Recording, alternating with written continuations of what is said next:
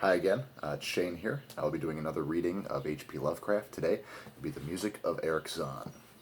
The story was written in December 1921, first appeared in the National Amateur, March of 22. Remained one of Lovecraft's favorite tales, chiefly because of the subtlety and restraint of its supernatural manifestations. It appears to take place in Paris, although the city is never explicitly mentioned.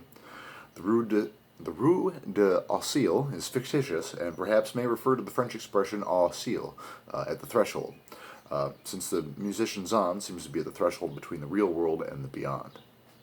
Zann, incidentally, plays a Renaissance viol, a large instrument played between the legs, not a violin. Lovecraft later referred to Zann as a cellist. The story has been adapted into a haunting short film by John Stierczyk. Again, this is the music of Erich Zann, and I am Shane. I have examined maps of the city with the greatest care, yet have never found the Rue d'Auxil. These maps have not been modern maps alone, for I know the names change. I have, on the contrary, delved deeply into all the antiquities of this place, and personally have explored every region, of whatever name, which could possibly answer to the street I knew as the Rue d'Auxil. But despite all I had done, it remains a humiliating fact that I cannot find the house, the street, or even the locality where, during the last months of my impoverished life as a student of metaphysics at the university, I heard the music of Erich Zann. That my memory is broken, I do not wonder, for my health, physical and mental, was gravely disturbed throughout the period of my residence in the Rue d'Auxil, and I recall that I took none of my few acquaintances there. But I cannot find the place again, and it's both singular and perplexing, for it was within a half-hour's walk from the university, and was distinguished by peculiarities which could hardly be forgotten by anyone who had been there. I have never met a person who had seen the Rue d'Auxil. The Rue d'Auxil lay between a dark river bordered by precipitous blear-windowed warehouses and spanned by a ponderous bridge of dark stone. It was always shadowy along the river, as if the smoke of neighboring factories shut out the sun perpetually. The river was also odorous with evil stenches, which I have never smelled elsewhere, and which may some day help me find it, since I should recognize them at once. Beyond the bridge were narrow cobbled streets with rails, and then came the ascent, at first gradual, but incredibly steep as the Rue d'Auxil was reaching. I had never seen another street as narrow and steep as the Rue d'Auxil. It was almost a cliff, closed in to all vehicles, consisting in several places of flights of steps, and ending at the top in a lofty ivied wall. Its paving was irregular, sometimes stone slabs, sometimes cobblestones, sometimes bare earth with struggling greenish-gray vegetation. The houses were tall, peaked-roofed and incredibly odd, and crazily leaning backward, forward, and sideways. Occasionally, an opposite pair, both leaning forward, almost met across the street like an arch, and certainly they kept most of the light from the ground below. There was a few overhead bridges from house to house across the street. The inhabitants of that street impressed me peculiarly. At first I thought it was because they were all silent and reticent, but later decided it was because they were all very old. I do not know how I came to live on such a street, but I was not myself when I moved there. I had been living in many poor places, always evicted for want of money, until at last I came upon the tottering house in the Rue d'Auxil, kept by the paralytic Blandot. It was the third house from the top of the street, and by far the tallest of them. My room was on the 5th story, and only inhabited room there, since the house was almost empty. On the night I arrived, I heard strange music from the peaked garret overhead, and next day I asked old Blandot about it. He told me it was an odd German viol player, a strange dumb man who signed his name as Erich Zann, and who played evenings in a cheap theater orchestra, adding that Zann's desire to play at night after he returned from the theater was the reason he had chosen this lofty and isolated garret room, whose gabled window was the only point in the street from which one could look over the terminating wall, the declivity, and panorama beyond. Therefore I heard Zann every night, and although he kept me awake, I was haunted by the weirdness of his music. Knowing little of the art myself, I was yet certain that none of his harmonies had any relation to music I had heard before, and concluded that he was a composer of highly original genius. The longer I listened, the more I was fascinated, until after a week I resolved to make the odd man's acquaintance. One day, as he was returning from his work, I intercepted Zann in the hallway and told him I would like to know him and be with him as he played. He was a small, lean, bent person with shabby clothes, blue eyes, grotesque satyr-like face, and nearly entirely bald head. It was my first words seemed both angered and frightened. My obvious friendliness, however, finally melted him, and he grudgingly motioned for me to follow him up the dark, creaking, and rickety attic stairs. His room, one of only two in the steeply pitched garret, was on the west side, towards the high wall that formed the upper end of the street. Its size was very great, and seemed the greater because of its extraordinary bareness and neglect. Of furniture there was only a narrow iron bookstead, a dingy washstand, a small table, a large bookcase, an iron music rack, and 3 old-fashioned chairs. Sheets of music were piled in disorder about the floor. The walls were of bare boards, and had probably never known plaster, whilst the abundance of dust and cobwebs made the place seem more deserted than inhabited. Evidently Erich Zann's world of beauty lay in some far cosmos of the imagination. Motioning me to sit down, the dumb man closed the door, turned the large wooden bolt, and lighted a candle to augment the one that he had brought with him. He now removed his viol from its moth-eaten covering, and seating himself at the least uncomfortable of chairs. He did not employ the music rack, but offered no choice in playing from memory, enchanted me for over an hour with strains I had never heard before, strains which must have been in his own devising. To describe their exact nature is impossible for one unversed in music. They were a kind of fugue, with recurring passages of the most captivating quality, but to me were notable for the absence of any of the weird notes I'd overheard from my room below on other occasions. Those haunting notes I'd remembered, and often hummed and whistled inaccurately to myself.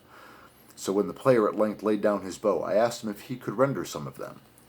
As I began my request, the wrinkly satyr-like face lost the bored placidity it had possessed during the playing, and seemed to shew the same curious mixture of anger and fright which I had noticed when first I accosted the old man.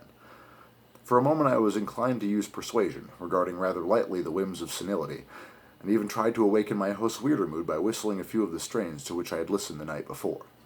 But I did not pursue this course for more than a moment, for when the dumb musician recognized the whistled air, his face grew suddenly distorted with an expression wholly beyond analysis, and his long, cold, bony hand reached out to stop my mouth and silence the crude imitation. As he did this, he further demonstrated his eccentricity by casting a staring glance toward the lone curtained window, as if fearful of some intruder, a glance doubly assured, since the garret stood high and inaccessibly above the adjacent windows, this window being the only point at the steep street, as the concierge had told me, from which one could see over the wall at the summit. The old man's glance brought Baldo's remark to my mind, and with a certain capriciousness I felt a wish to look out over the wide and dizzying panorama of the moonlit roofs and city lights beyond the hilltop, which all the dwellers in the Rue d'Auxil, only had crab musicians could see. I moved toward the window, and could have drawn aside the nondescript curtains, when with a frightened rage even greater than before, the dumb lodger was upon me again, this time motioning with his head towards the door, as he nervously strove to drag me thither with both hands. Now thoroughly disgusted with my host, I ordered him to release me, and told him I would go at once. His clutch relaxed, and he saw my disgust and offense. His own anger seemed to subside. He tightened his relaxing grip, but this time in a friendly manner, forcing me into a chair, and with an appearance of wistfulness crossed to the littered table. There he wrote many words with a pencil in the labored French of a foreigner. The note which he finally handed me was an appeal for tolerance and forgiveness. Zann said that he was old, lonely, and afflicted with strange fears and nervous disorders connected with his music and with other things.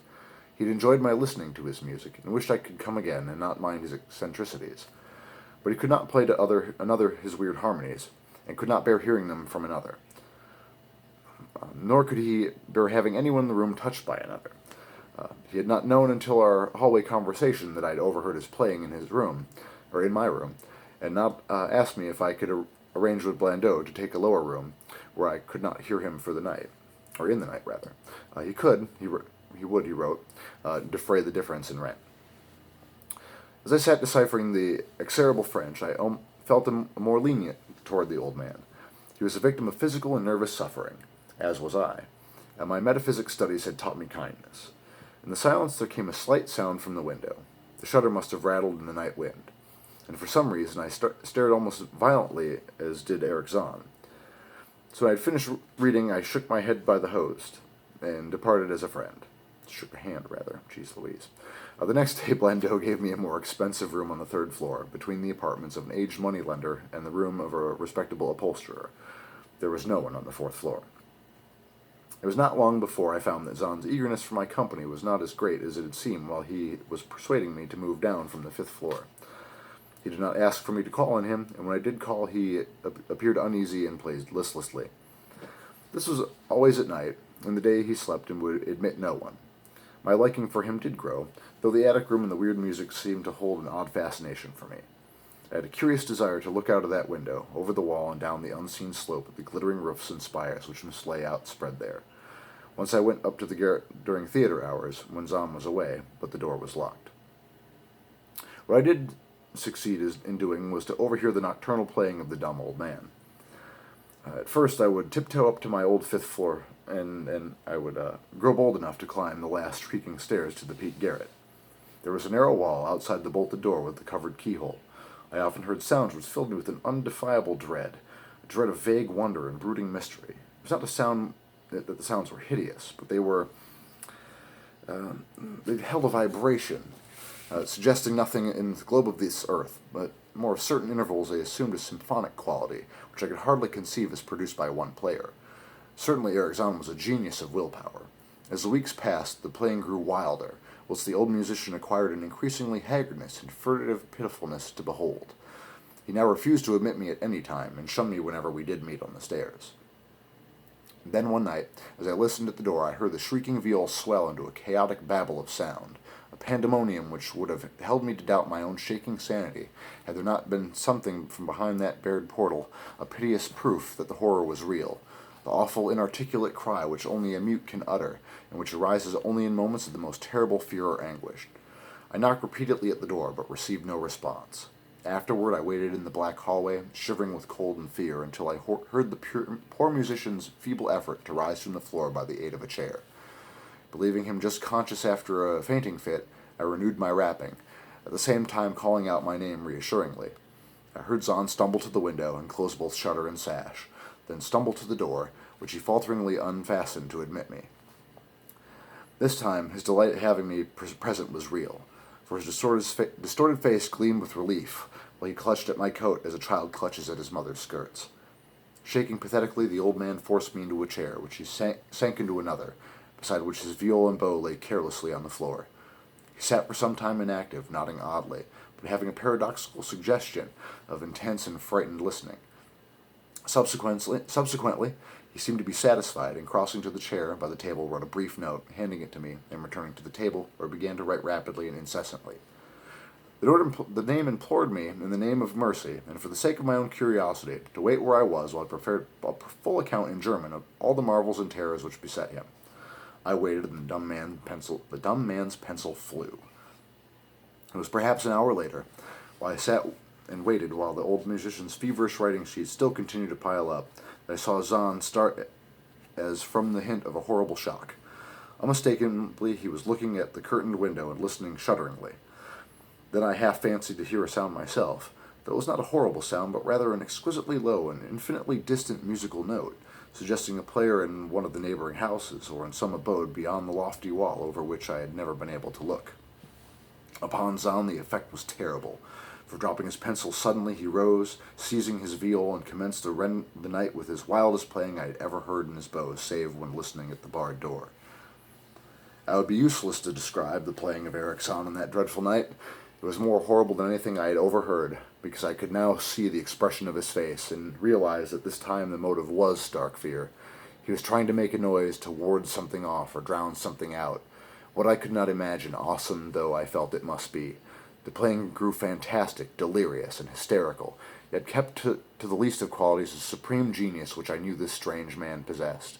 I recognized the air. It was a wild Hungarian dance popular in the theaters, and I reflected for a moment that this was the first time I had ever heard Zann play the work of another composer. Louder and louder, wilder and wilder, mounted the shrieking and whining of that desperate viol. The player was dripping with an uncanny perspiration and twisting like a monkey, always looking frantically at the curtained window. In his frenzied strain I could almost see shadowy satyrs and bacchanalian dancing, and whirling insanely through seething abyss of clouds and smoke and lightning. And then I thought I heard a shrill, steadier note that was not from the viol, a calm, deliberate, purposeful, shocking note from far away in the west. At this juncture the shutter began to rattle in a howling night wind which had sprung up outside as if to answer to the mad playing within.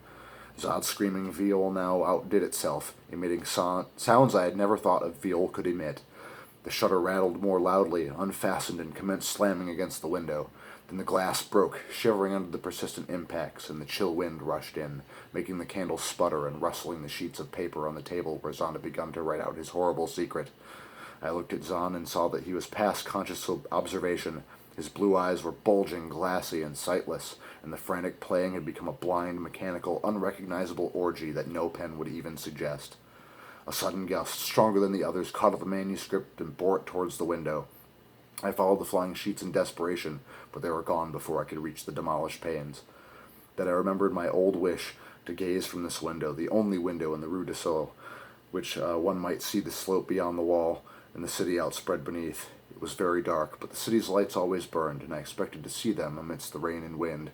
Yet when I looked from this highest of all gabled windows, looked while the candles sputtered and the insane viol howled from the night wind, I saw no city spread below and no friendly lights gleaming from remembered streets, but only the blackness of space imitable, unimaginable space alive with motion and music, and having no semblance of anything on earth. As I sat there looking in terror, the wind blew out both the candles at the ancient peak garret, leaving me in savage and impenetrable darkness, with chaos and pandemonium before me, and the daemon madness of that night-baying viol behind me. I staggered back in the dark, without the means of striking a light, crashing against the table, overturning a chair, and finally groping my way to the place where the blackness screamed with music shock. To save myself and Erich Zann I could at least try, whatever the powers opposed me. Once I thought some chill thing brushed me, I screamed, but my scream could not be heard above the hideous viol. Suddenly, out of the blackness, the madly swaying bow struck me, and I knew I was close to the player. I felt a head touching the back of Zann's chair, and then found and shook his shoulder in an effort to bring him to his senses. He did not respond. Still the viol shrieked him without slacking. I moved my hand to his head, which mechanically nodded as I was able to stop, and shouted in his ear that we both must flee from the unknown thing of the night, but he was neither answering me nor abating the frenzy of his unutterable music, while as though the garret's strange currents of wind seemed to dance in the darkness and babble. When my hand touched his ear I shuddered, though I knew not why till I felt on the still face the ice-cold, stiffened, unbreathing face whose glassy eyes bulged uselessly into the void, and then by some miracle, by finding the door and the large wooden bolt, I flung wildly away from that glassy-eyed thing in the dark. From the ghoulish howling of that accursed viol, whose fury increased even as I plunged, leaping, floating, flying down those endless stairs through the dark house, racing mindlessly out into the narrow, steep, and ancient street of steps and tottering houses, clattering down steps and over cobbles to the lower streets of the putrid canyon-walled river, panting across the dark, great bridge at the broader, healthier streets and boulevard we knew. All these were terrible impressions that linger with me, and I recall that there was no wind, and that the moon was out, and that all the lights of the city twinkled.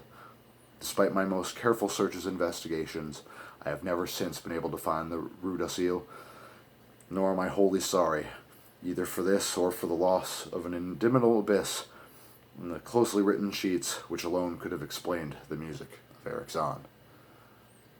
That's H.P. Lovecraft. I am Shane. Thank you.